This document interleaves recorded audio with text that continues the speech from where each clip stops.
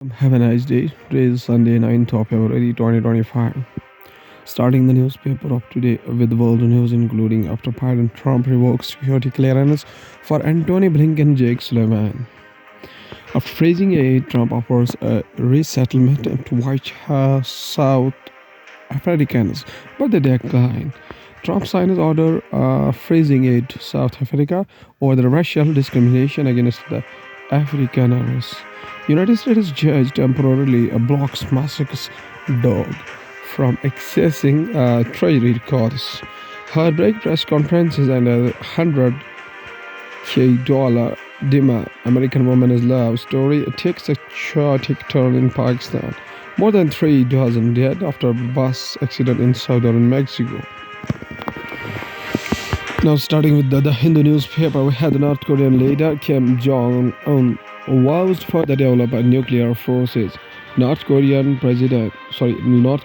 leader Kim Jong-un visited the Ministry of the National Defense on the day of the Korean People's Army was founded in the Pyongyang, North Korea, February 8, 2025, and this photo released by the North Korea's official Korean Central News Agency. Kim Jong-un said United States deployments of nuclear strategic assets, war exercises, and military cooperation with Japan and South Korea were inviting military imbalance in the region. North Korean leader Kim Jong-un criticized the trilateral military cooperation among the United States, Japan, and South Korea for raising tensions in the region and vowed countermeasures, including the further development of nuclear forces.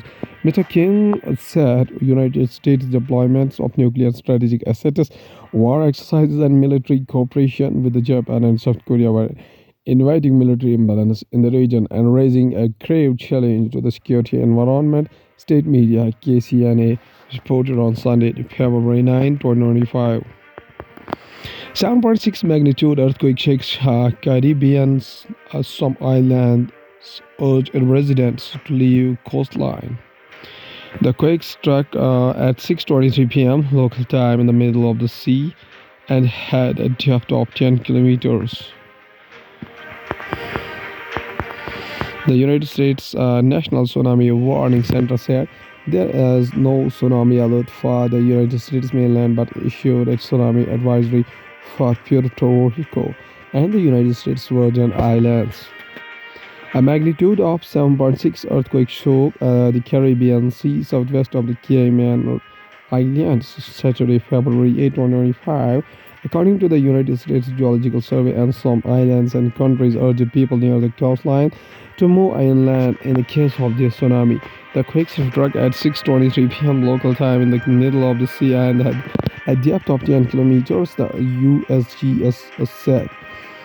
Its epicenter was located 130 miles, 209 kilometers southwest of Georgetown in the Cayman Islands.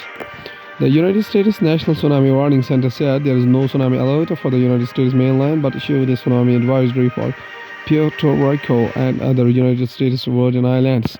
Hazard Management Cayman Island urged residents located near the coast to move inland and to high ground. It said the wave heights of 0.3 to 1 meter are expected. According to the Hindustan Times newspaper, states that in the first Indian Air Force Army chiefs to fly in LCA. IAF's Jaguar fighters flying in the formation over the Yelahanka skies on Saturday. Bengaluru, the Chief of the Air Staff, Air Chief Marshal A.P. Singh, and Army Chief General Upendra Dwivedi will on Sunday fly in a two-seater trainer version of the Tejas light combat aircraft LCA Mk1 from the Yelahanka Air Base here, signaling jointness in the armed forces and the Air Force fully backing the locally produced fighter jet. Officials aware of the development said on Saturday. It will be the first time that two services chiefs will fly in the single-engine fighter plane, the officials said, asking not to be named. Singh will also fly in a formation of 3 LCA Mk1s on Monday, the opening day of Aero India 2025, which is Asia's biggest air show. The Air Force has already inducted the LCA Mk1s. The development comes at a time when the state-run plane maker Hindustan Aeronautics Limited (HAL) is set to begin critical trials on the LCA Mk-1A, an advanced variant of the Mk-1 aircraft involving the testing of the indigenous Astra beyond the visual range missile.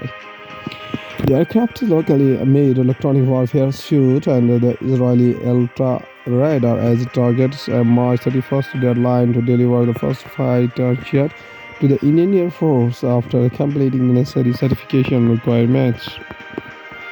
Delhi election results how much more share BJP gained. Aam Aadmi Party lost. India's Prime Minister Narendra Modi waves to supporters as he arrives at the Bharatiya Janata Party headquarters to celebrate the party's win in the Delhi Legislative Assembly election. The Bharatiya Janata Party (BJP) has won the Delhi Assembly election and is poised to form a government in the national capital after 27 years. The Aam Aadmi Party, which won the previous two iterations of the assembly polls with the massive mandates, has lost nearly 10 percentage points of vote share. Here's a comparison between the Aam Aadmi Party and the BJP's vote shares in 2015, 2020 and 2025. In the 2025 Delhi Assembly election, the BJP vote share was 45.76%, Aam Aadmi Party share was 43.55%, and the Congress share was 6.36%. In the previous assembly election, Aam Aadmi Party had won 62 seats with the vote share of 53.57%. The party appears to be winning 22 seats. This means the party lost around 40 seats for the loss of the 10 percentage points of the vote share. BJP's vote share was 38.51% in the 2020. With a gain of over 7 percentage points of votes, the BJP gained around the 40 seats. Now going towards the economy of the country from the business point of view, expected durable recovery in the private investment following rate cut, tax relief. Finance Minister Nirmala Sitharaman. Reserve Bank of India Governor says will be watchful, alert, nimble and agile on liquidity. Many in the private sector are already looking at reviewing capacity utilization as per the anecdotal inputs, Sitharaman said. Security logistics labor major hurdles are facing ₹21,000 crore transmission project linking Ladakh to Haryana. Once operational, the high voltage direct current HVDC link will be carry a power over a distance of 480 kilometers from the plant park in the Leh district Spang, situated at an altitude of over 4,700 meters to the Kaithal in Haryana. As of December 2024, Ladakh's renewable energy capacity stands at just 140 megawatt, comprising mostly small hydro and solar projects. The proposed 13 gigawatt solar and wind park, poised to be one of India's largest, will trial only the under construction 30 gigawatt hybrid park in the Gujarat's Khavda. Global commitments hold back Reserve Bank of India from scheduling mid-month MPC meetings. At present, the MPC typically meets in the first week of the particular month and is able to mostly take into the account dated official macroeconomic numbers. RBI Governor Sanjay Malhotra said that they are considering making this shift in the monetary policy calendar after taking the charge in the December month. But the Reserve Bank of India's commitments did not allow the space to make such a change.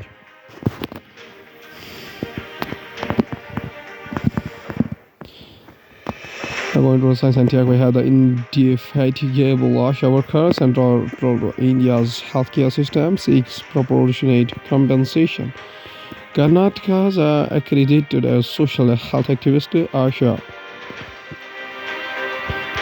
ASHA workers sit on a road as they take part in the indefinite protest earlier this year.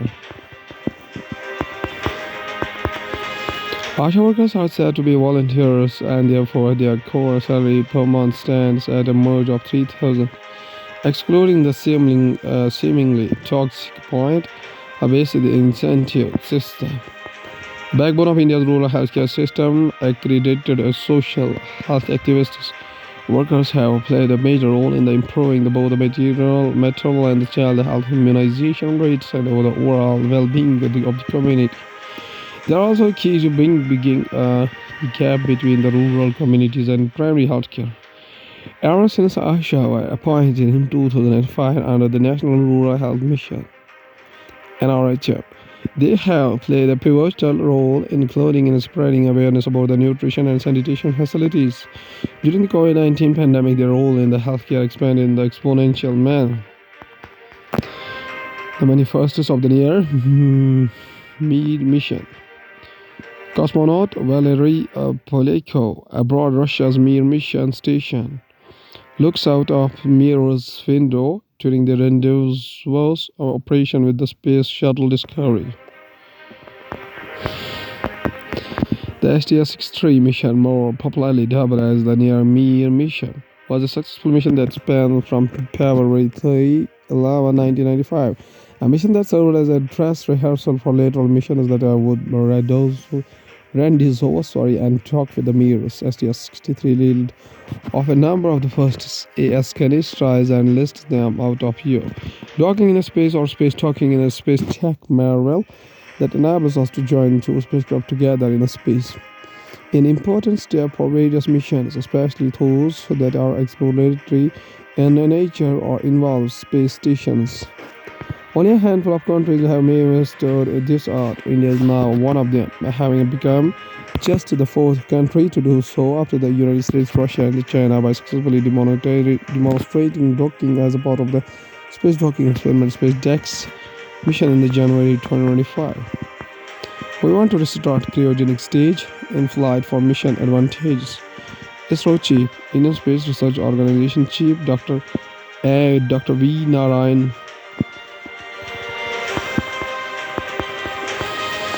The chairman also said there were no glitches as reported in the media in ISRO's first space docking experiment space DEX mission. A day after ISRO successfully carried out the ignition trial of the indigenous CE-20 cryogenic engine. Its chairman and secretary of the Department of Space, V. Narayan, on Saturday, February 8, 2025, said that the test would be advantageous to missions. The chairman also said there were no glitches as reported in the media in ISRO's first space docking experiment, Space DEX mission. We want to restart the cryogenic stage in the flight for mission advantages. So we recently carried out a test towards the dead, Narayan told PTI on the sidelines of the 15th biennial edition of Aero India International Seminar 2025 held in Bengaluru. Heart failure patients in India die 10 years earlier. Study. There is a wide variation in the mortality rate at 1 year based on the disease that causes the heart failure. Compared with high-income countries, rheumatic heart disease and congenital heart disease causes a high mortality rates in the heart failure patients than ischemic heart disease. Data from India's first nationally representative heart failure registry with a prospective follow-up data has found that heart failure patients in India are almost 10 years younger than their counterparts living in high-income countries. 1 in 4 heart failure patients in India die within 1 year of follow-up, with a wide variation in the 1-year mortality rate based on the disease that causes the heart failure. Heart failure is said to occur when the heart muscle fails to pump enough blood to meet the demands of the body.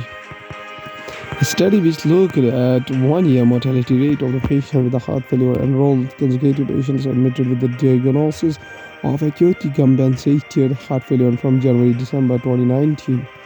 A total of 10,850 participants were enrolled in the National Heart Failure Registry (NHFR), which is a multi-centric hospital-based registry of heart failure patients from 53 centers across 24 states and the Union Territories in India. The registry has 9 nodal centers with 5 participating centers under each of them.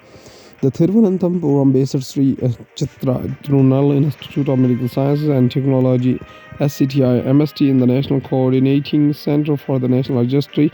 The baseline demographic and the clinical characteristics, etiology, and 1-year survival of the heart failure patients may help to influence policies to reduce the heart failure-related burden and mortality in India, the NHFR registry website says.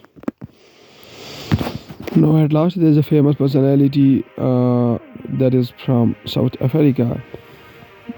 whose full name is Nelson Rolihlahla Hala Mandela, born Rolihlahla Hala Mandela, 18 July 1918 up to 5 December 2013, was a South African anti-apartheid activist and a politician who served as the first president of the South Africa from 1994 to 1999.